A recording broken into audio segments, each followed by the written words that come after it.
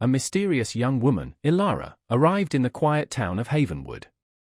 From the start, she stood out. She strolled into town with an air of unconcerned confidence, her dark hair shimmering in the sunlight. Ilara appeared to be in her early 20s, dressed simply in a green jacket and worn jeans. She wasn't strikingly beautiful, but something about her presence captivated everyone. There was a peculiar serenity about her, a subtle aura that hinted at a different origin. The townsfolk watched her, a mix of intrigue and suspicion swirling within them. Ilara carried herself with an otherworldly composure, unlike anyone in Havenwood. The first sign of something truly unusual occurred when Ilara entered the town square. People paused in their conversations and errands, their attention drawn to her. Some stared openly, while others whispered behind cupped hands. Ilara seemed oblivious, walking with a distinct purpose, her gaze fixed ahead. Her steps were steady and assured, as though she had traversed this very path countless times. Initially, people dismissed her as just another stranger passing through. Then, the atmosphere around Ilara subtly shifted. The warm sun suddenly felt cooler, as if a gentle breeze had swept through the square, yet there was no wind. Several people shivered. A group of teenagers, laughing just moments before, fell silent, exchanging uneasy glances. "She's weird," one whispered. "Never seen her around," another replied with a shrug, but a shared feeling lingered that there was something more to Ilara than met the eye. Ilara continued, unfazed by the stares, her wide eyes holding neither fear nor curiosity. They held a distant calmness, as if she observed the world from behind a pane of glass. The whispers intensified. Elderly residents on nearby benches leaned closer. "She's not from around here," one remarked suspiciously. "She claims she's from another world," another replied, barely believing her own words. "Says she's an alien, from some distant planet." The first man scoffed, "An alien in Havenwood? Come on." "She's serious," the other insisted.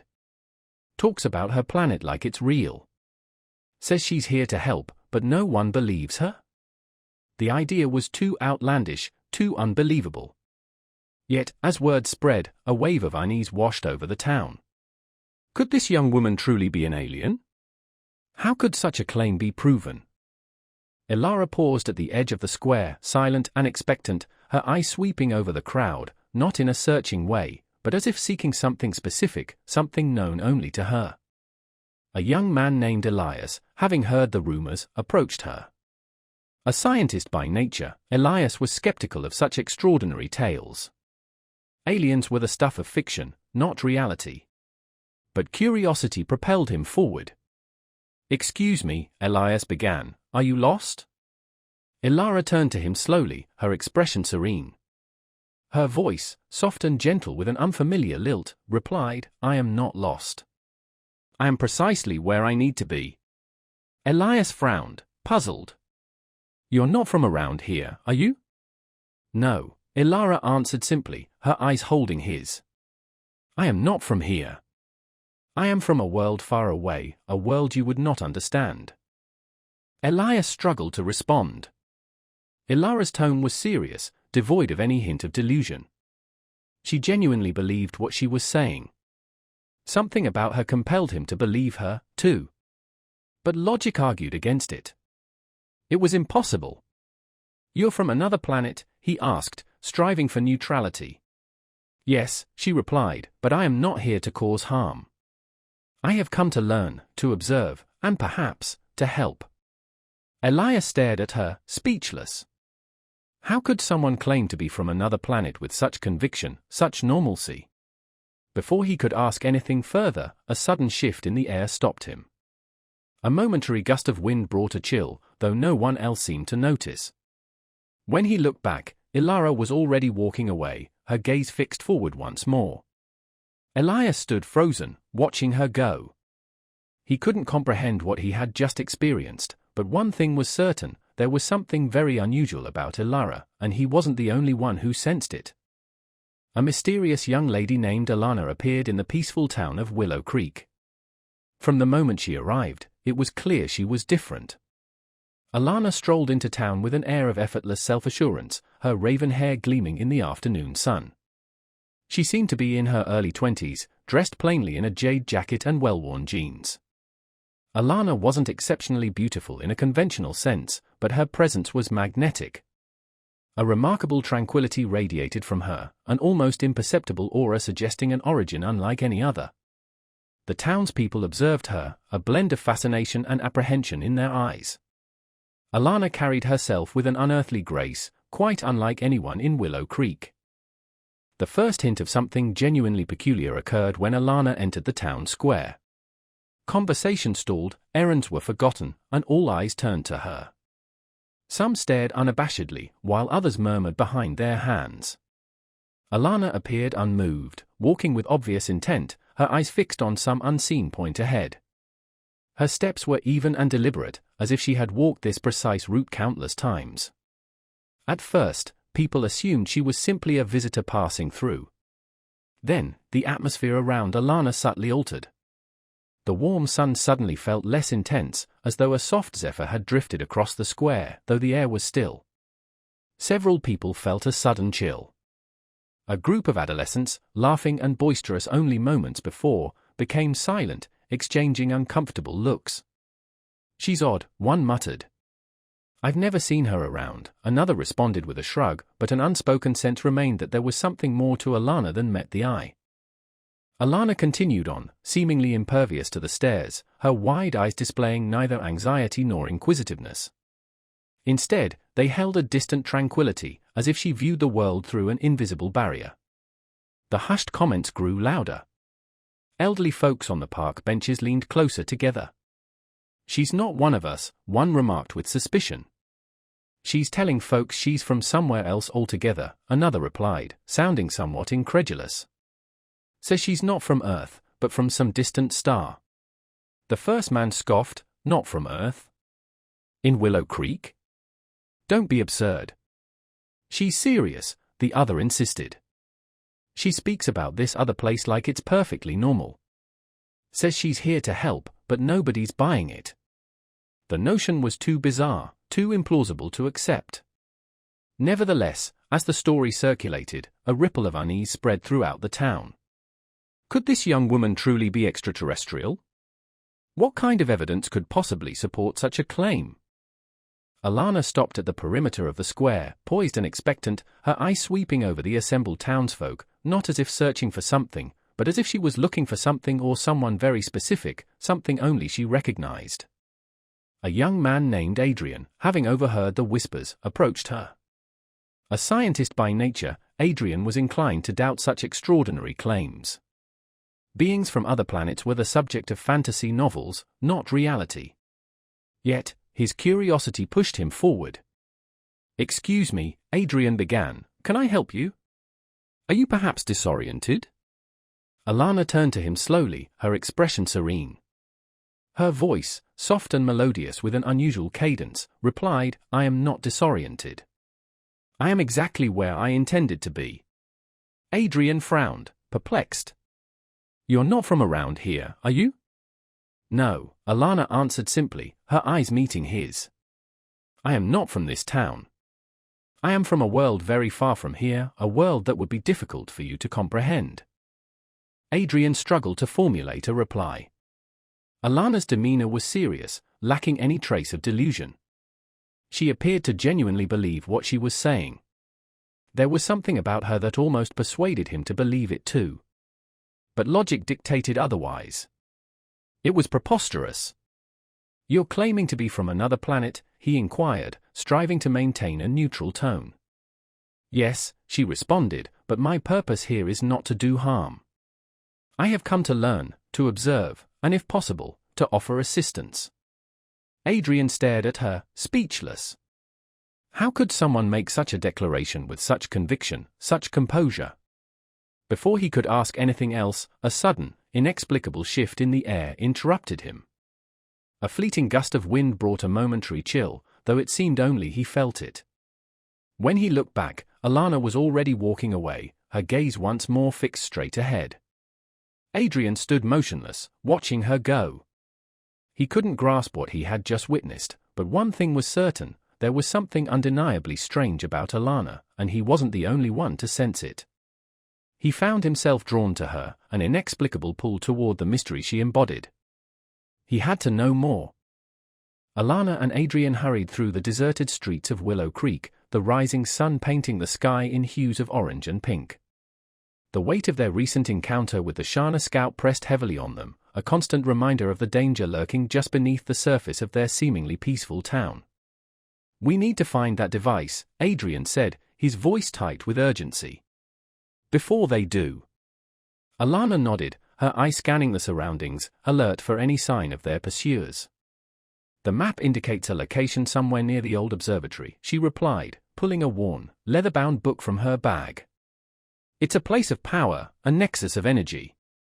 Adrian studied the map, tracing the faded lines with his finger. "The observatory, it's been abandoned for years," he murmured, a sense of unease settling over him. "No one goes there anymore." Alana's expression grew serious.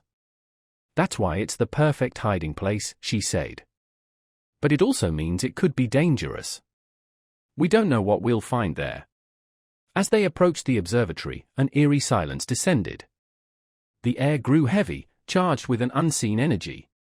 The dilapidated building loomed before them, its darkened windows like vacant eyes staring out into the world. They entered cautiously, the creaking of the old wooden door echoing through the empty halls. Dust motes danced in the faint light filtering through the grimy windows, illuminating cobwebs and decaying furniture. "This place gives me the creeps," Adrian whispered, glancing nervously over his shoulder. Alana remained focused, her gaze fixed on the ancient symbols etched into the observatory walls. "These markings, they are similar to the ones on the map," she murmured, tracing the patterns with her fingertips. "I think we're on the right track." They followed the symbols deeper into the observatory, the air growing colder with each step. They reached a large, circular room, the heart of the observatory, where a massive telescope pointed towards the heavens. But their attention was drawn to something else, a hidden door, concealed behind a heavy tapestry. Alana exchanged a knowing glance with Adrian. This was it. With a shared sense of anticipation and trepidation, they pulled back the tapestry, revealing a dark, narrow passage. The air emanating from the opening was distinctly colder, sending a shiver down Adrian's spine. "Ready?" Alana asked, her voice barely a whisper. Adrian nodded, his heart pounding in his chest. They stepped into the darkness, the passage closing behind them with a resounding thud. The air within the passage was thick with the scent of dust and decay, and the silence was absolute. They descended deeper, the passage twisting and turning, leading them further into the earth. Finally, they emerged into a vast chamber, dimly lit by an unseen light source. In the center of the chamber, bathed in a soft glow, rested the device. It was unlike anything Adrian had ever seen, a crystalline structure pulsing with an otherworldly energy. But they weren't alone. A figure emerged from the shadows, its form tall and imposing, its eyes glowing with a sinister red light. It was a Shana, and it was blocking their path to the device. Alana's hand instinctively went to the small, silver disc she carried, her eyes locking with the creature's. "Get behind me," she whispered to Adrian, her voice firm despite the tremor of fear that ran through her. The air crackled with tension, the silence broken only by the soft hum of the device and the heavy breathing of the Shana. The confrontation was inevitable. The fate of Willow Creek, perhaps even Earth, hung in the balance. David couldn't shake the image of Lyra from his mind. Her words, her presence, the unsettling calm in her eyes, it all pointed to something beyond his understanding. The townsfolk had dismissed her as an eccentric, but David, a man of science, felt a pull towards the inexplicable. The next day, he returned to the town square, hoping to find her again, hoping for answers. He spent an hour searching, his disappointment growing with each passing moment. Just as he was about to give up, he spotted a figure at the far end of the square, near the old fountain. It was Lyra. She stood with her back to him, gazing up at the sky, the setting sun illuminating her hair, giving her an almost ethereal glow. Hesitantly, David approached her. "Lyra," he called softly. She turned, and once again, he was struck by the tranquility in her expression. "You came back," she said, her voice quiet, almost as if she expected him. I couldn't stop thinking about what you said yesterday, David admitted, about being from another world. I need to know more.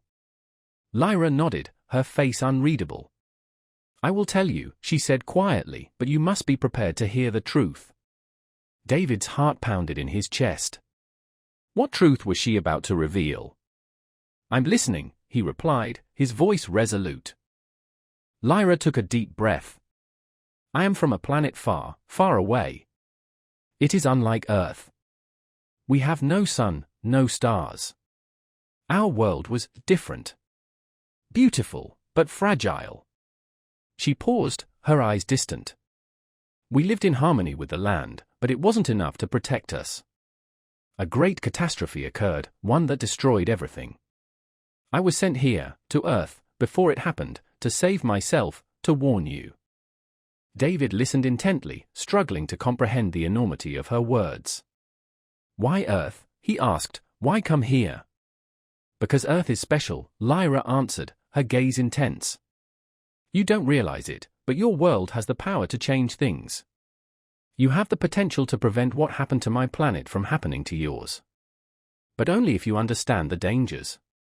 And that's why I'm here. David's mind reeled. How could Earth be special? He always thought of it as just another planet. Are you really not from Earth? He asked, the question he couldn't avoid any longer. Lyra offered a small, sad smile. Yes, she replied, but I am not so different from you. We are all made of the same things, the same stardust. David nodded slowly, absorbing her words. It was unbelievable, yet he believed her. I believe you, he said finally. I don't know how, but I do. Relief softened Lyra's eyes. Thank you, she whispered. I knew you would. David stepped closer, his heart racing.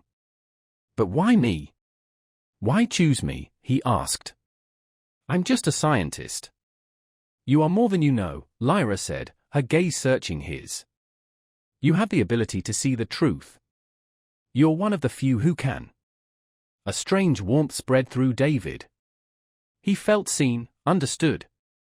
I won't let you down, he promised. Lyra nodded. I know you won't. As David looked at Lyra, he knew his life had irrevocably changed. He was part of something much larger, something that could change everything. And he was ready. The days following David's conversation with Lyra were a blur. Her story, the catastrophe that destroyed her world, her mission on Earth, it all consumed his thoughts. He believed her implicitly, but questions lingered. What was the true nature of the danger she spoke of? What did she mean when she said Earth was special? David searched for answers, devouring books, scouring the internet, but nothing made sense. He needed to talk to Lyra again. One evening, drawn by an inexplicable need to be near her, David sought her out at the old fountain. As he arrived, the square was deserted, the sun setting behind the trees. Just as he was about to leave, he saw a movement near the fountain. It was Lyra. You came, she said softly, as if expecting him. I have more questions, David admitted. I need to know what's happening. Lyra's expression turned serious. It's time you understood the bigger picture, she said. David felt a surge of both excitement and fear. He'd known this moment would come, but now that it was here, he wasn't sure he was ready. I'm listening, he said, his voice firm. Lyra took a deep breath and looked around, as if ensuring their privacy. You're not the only one who can sense the changes in the air, she began. Earth is changing. Slowly, but surely. The energy here is unlike anything I've encountered before. It's a powerful force, but it's also dangerous. It's the same energy that devastated my planet. David's pulse quickened. The energy, is that why you came here? To stop it? Lyra nodded. Yes, she said, but there's more. The catastrophe on my world wasn't a natural event. It was caused by someone. Someone who has followed me here, to Earth. David's mind spun. Someone from your world? Lyra shook her head. No. Someone who travels from world to world, causing destruction. They seek out planets with the kind of energy Earth possesses, and they consume them. My planet wasn't the first, and it won't be the last. A chill ran down David's spine. And you think they're here now? On Earth? Yes, Lyra said, her voice low. They've already begun. I can sense their presence. They're close. David struggled to comprehend the enormity of the situation. Lyra, the enigmatic young woman who'd entered his life, was the only one who seemed to know what was happening. What do we do? He asked, his voice barely a whisper. How do we stop them? Lyra's gaze softened as she stepped closer. We work together. You're the only one who can help me. You have the power to stop them. Adrenaline surged through David. What power did he possess? But if Lyra believed in him, he would do whatever it took. What do I need to do? He asked. There's a device, Lyra explained, a powerful instrument. It was created by my people to counter this threat, but it was lost when I fled my world. I know where it is, but I can't retrieve it alone. We need to find it, and we need to use it before they do. David nodded, his mind focused. He didn't know what this device was, but he trusted Lyra. He had to. They had to stop this impending threat, together.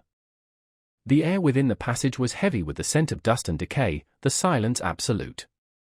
They descended deeper, the passage twisting and turning, leading them further into the earth. Finally, they emerged into a vast chamber, dimly lit by an unseen source. In the center, bathed in a soft, pulsating glow, rested the device. It was unlike anything Adrian had ever seen, a crystalline structure thrumming with an otherworldly energy. But they were not alone. A figure materialized from the shadows, tall and imposing, its eyes burning with a sinister red light. It was Ashana, barring their path to the device. Alana's hand instinctively went to the small, silver disc she carried, her gaze locking with the creature's. Stay close, she murmured to Adrian, her voice steady despite the tremor of apprehension that coursed through her. The air crackled with tension, the silence broken only by the soft hum of the device and the heavy breathing of the Shana. Confrontation was unavoidable. The fate of Willow Creek, perhaps even the world, hung precariously in the balance. Adrian and Alana knew they had to act swiftly. The Shana scout, though seemingly alone, was a harbinger of greater danger. They had to secure the device before reinforcements arrived. Alana, with a swift, practiced movement, activated the silver disc. A beam of light shot out, momentarily stunning the Shana. It recoiled, momentarily disoriented, giving them the precious seconds they needed. Adrian dashed towards the device, his heart pounding in his chest. As his fingers brushed against the crystalline surface, a surge of energy flowed through him, a powerful, almost overwhelming sensation. The device hummed, its light intensifying, bathing the chamber in a vibrant glow. Suddenly, the ground beneath them trembled. The walls of the chamber began to vibrate, dust and debris raining down from the ceiling. The Shana, recovering from the initial shock, roared in frustration, its red eyes burning with renewed intensity. It lunged towards Adrian, but the device reacted. An invisible force field erupted outwards, repelling the creature with a powerful shockwave. Adrian, still reeling from the surge of energy, felt a strange sense of connection to the device, as though he could control its power. He instinctively knew what to do. Focusing his will, Adrian directed the energy of the device towards the Shana. A beam of pure light shot out, striking the creature directly. The Shana shrieked, its form flickering and distorting under the intense energy. The light intensified, engulfing the creature completely. The chamber shook violently, and then, silence. The light subsided, revealing nothing but dust where the Shana had stood. The device, its pulsing glow now softer, settled into a quiet hum. Alana rushed to Adrian's side, her face pale with concern. "Are you all right?" she asked, her voice trembling. Adrian nodded, still feeling the aftershocks of the energy coursing through him. "I think so," he replied, his voice weak. He looked at the device, now radiating a gentle warmth. He knew, instinctively, that the immediate threat was gone, but but a deeper unease settled upon him. The encounter with the Shana was just the beginning. He glanced at Alana, her eyes reflecting the same unspoken fear. They had won this battle, but the war was far from over. They had the device, but they also had a powerful, relentless enemy, and they knew the Shana would return. They held the key to Earth's protection, but the weight of that responsibility was immense. They were ready to fight, but the path ahead was shrouded in uncertainty. They stepped out of the chamber, back into the passage, leaving the dim glow of the device behind. The world outside awaited them, and with it, the next chapter of their extraordinary journey.